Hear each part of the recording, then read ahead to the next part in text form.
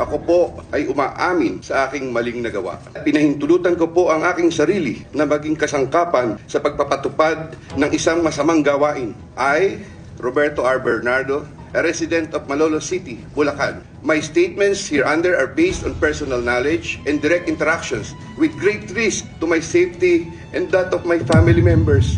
I confirm the following. Congressman Saldico one time called me and wanted to confirm, maayos bang kausap si Engineer Alcantara?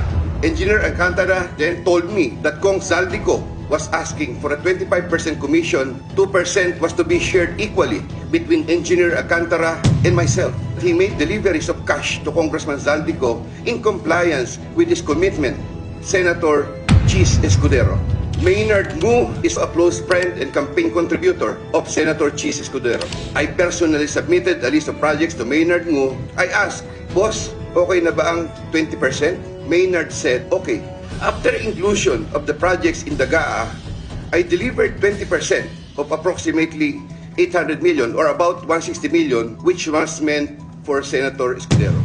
Senator Ramon Bong Revilla.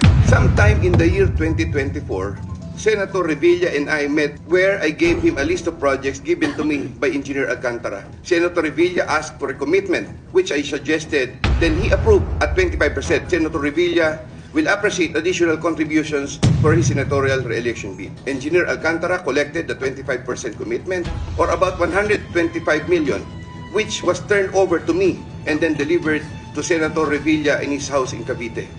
Senator Nancy Binay.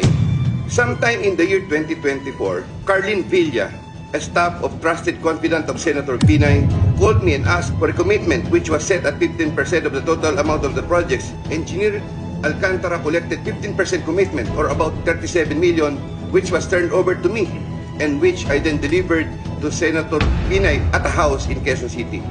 I attest to the truth of the foregoing statements based on my personal knowledge and authentic records. Handa po akong gawin ang lahat ng nararapat upang maiwasto ang aking kamalian at maiwasan na ito'y mangyaring muli.